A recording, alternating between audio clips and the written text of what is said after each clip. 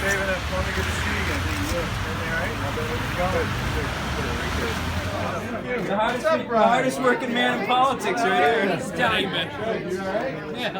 Promoted to sergeant in the New York State Militia. All right, Brian. 1, 2, 3. All right. Thank you very much. Thank you, sir. It's a winner.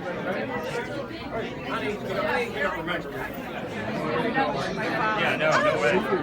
It's my daughter, Kayla. Hi, nice to meet you. Nice to see you. So you guys are in Andover now? Yeah, absolutely. Boys in Andover? Yeah, we're working together. We're linking up, so we're good to go. My son finally, Senator Brown. See your boy, he's got dad beating a hike in front of you.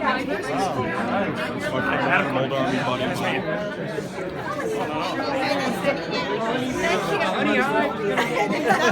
That's 2 days. 2 weeks. 2 days. We're going to try not to have it here. I've always said, okay, come on, yes. My name is Dean Cavaretta. I'm the state director for Donald Trump. I want to welcome you to Littleton. I want to thank you for taking time out of your busy schedule to come by and help us with Donald Trump's campaign. Things are going very, very well, and it's absolutely fantastic to have, and people have come more than one day. We really appreciate all of the help so far. On behalf of the entire staff, we really appreciate it. And I want to welcome back Senator Scott Brown to Littleton.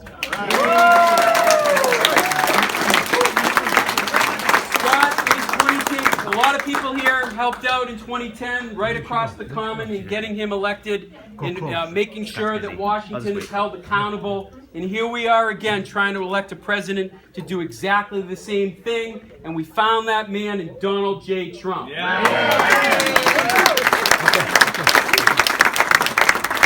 Without further ado, it is my great pleasure to welcome back our friend, Senator Scott Brown. Well, first of all, thank you all so much for coming out, and it really is like deja vu. I swung by the old office, as I do regularly, because my brother and sister-in-law live down on Lawrence Street, 2 miles down the road. I dropped off our little dog, if you follow me on Facebook. A little terrorist dog, Gracie, is unbelievable. So she's visiting for a couple of days while I head out to Colorado tomorrow. But I wanted to obviously thank each and every one of you for coming out and supporting Donald. I did speak to his team today. He's in the air right now. I wanted him to call in and thank you all for your help. But the message was conveyed that they are deeply appreciative of everything that you're doing. And I can tell just by the people that are here right now that these are the working people in Massachusetts who are coming not only from New Hampshire and Massachusetts to help really change the way that we move forward in this election process.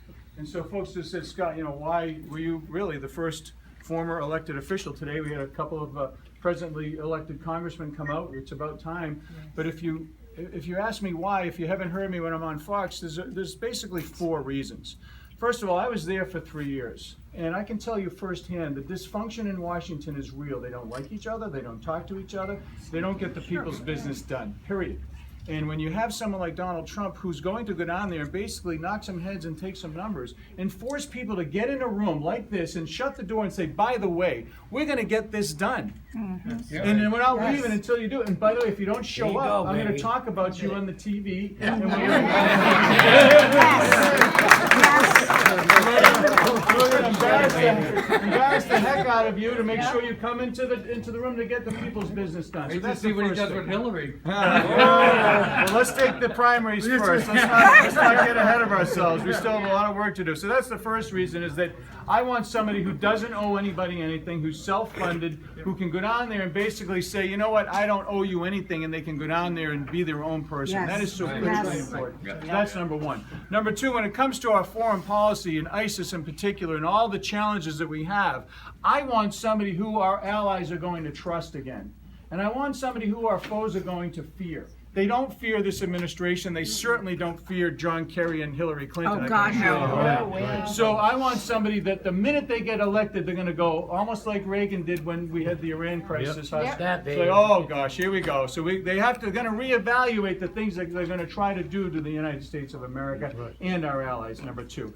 When it comes to the whole situation regarding the border and the issues affecting our border, I've been talking about this stuff long before any of these candidates. I believe so that is so important to have a wall, to e-verification, all that other stuff to make sure that we don't have criminal or potentially terrorist elements coming back and forth into our country and changing our way of life.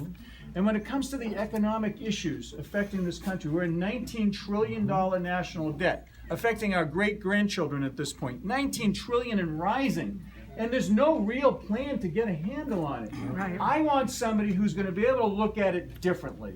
May not have the answers, but I want a new set of eyes going down there to look at it and say, you know what? I'm going to bring in the brightest minds in the world that he always talks about. He's going to bring this person and that. Amen. I want all these amazing people to come in and look at the debt and deficit that we have, and the way that we're doing the people's business and spending all of our hard-earned tax money. Amen. And I want them to say, you know what, we can do it better and get a handle on it and do it better. So those 4 areas are the things that are really important to me, and I felt compelled to actually come out and take a stand. Because right now we're in this malaise. You know, we're not respected throughout the world. You know, people, when you talk about America, they almost kind of chuckle or, you know, laugh under their breath. I want to be proud to be an American. I am proud, first of all. I want to be prouder to be an American. I want to be able to take this great country and bring it to a level that it hasn't been seen, quite frankly, in 8 years. So that's my reasoning. Now your reasoning may be different. I don't agree with them on everything. I don't. No. I'm just telling you. That being said, it doesn't matter. I don't know if you saw, I was on yesterday on Charles Payne's show with Eric Erickson. Yeah. And, you know, he's saying, well, under no circumstances am I ever going to vote for Donald Trump. I said, well, did you get your inauguration invitation to Hillary Clinton then? because you know, if we have people very similar to my election and Mitt Romney's, you're going to show us lessons? What lessons are you going to show us? You're going to show us a lesson that Hillary Clinton is going to be another 4 to 8 years of Barack Obama. Exactly. So regardless of the things that we disagree on, take those and put them aside, and then unify our party. So all your friends who are saying, "Oh, there's no way I'll ever," oh, great, then you're going to have Hillary Clinton, or Exactly. more importantly, or worse off, Bernie Sanders. No. So, you know, with all due respect to the naysayers, you know, Donald Trump has been doing, defying all expectations. He's been, you know, the political pundits have all been wrong. You know, I see what they're doing. You know, they had no ground game in Iowa, but they did in New Hampshire because I and others made sure of that. We made sure that they actually had a ground game. We took our team, very similar to your team right here, and we actually got them engaged in about 7 to 9 days, and we were able to really put out some good, hard numbers for him. It started in New Hampshire, and it's continuing on next week in Massachusetts and the rest of the SEC states. And that's where you all come in. You have an opportunity to be part of history once Can I again. vote 3 times? You can vote probably in certain areas in the state 3 or 4 times. Yeah. So I just want to say thank you all very much for doing this. And And thank you. Okay, so thank you for coming. God bless you. You know, I'd like you to do a couple of things. I'd like you to, you know, get people out, obviously. You know, make sure they get out, and make sure you call 5 or 6 or 10 people. To win Massachusetts would be pretty historic, and to win it more importantly in the general election. Right. Okay, but let's take this one first, and then we'll be back for the general. So Good. that's it. Hey, let me just say something about the whole establishment grassroots thing. Listen, we're Americans first, okay, and we're in deep trouble, and we have to find a way to, you know, blur these lines of, you know. It's just getting out of control. Totally. We have to find a way to respect each other's Views, differences. Yeah. All right, we don't agree on everything, and I know there are people here that didn't vote for me the second time. I get that. I understand. 3 times. I know you did. You neutralized all those people that didn't. I know.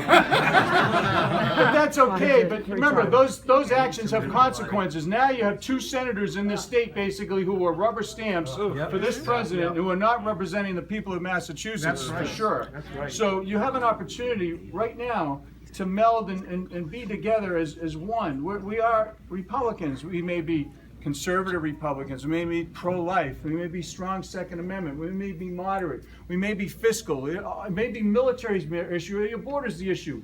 They're all different issues that we have to come together on. And when I was saying yesterday, when I was battling, quite frankly, with Eric Erickson, he said he's not going to vote for him no matter what. Well, if we have that mentality of we're going to show somebody a lesson, before it was the non-establishment going to show Mitt Romney and me and others, the establishment, a lesson. Okay, great. Well, now it's like the establishment is actually now going to show the outliers, the non-establishment, a lesson. And the only lessons that we're showing people is that we know how to lose and we know how to fight for the scraps. We're fighting for scraps. We need to be able to win in order to do the things. We need to take the White House, keep the Senate, and keep the House. That way we can do a lot of the things that we need to do. Because if Chuck Schumer is the leader of the Senate, he makes everything look like a pussycat. Okay, and if we don't get the presidency because we're showing each other lessons, then we get what we deserve. So that's all I'm saying. If you become vice president, would you help somebody run for Senate? Thanks, Scott. I have to get going, guys. Good to see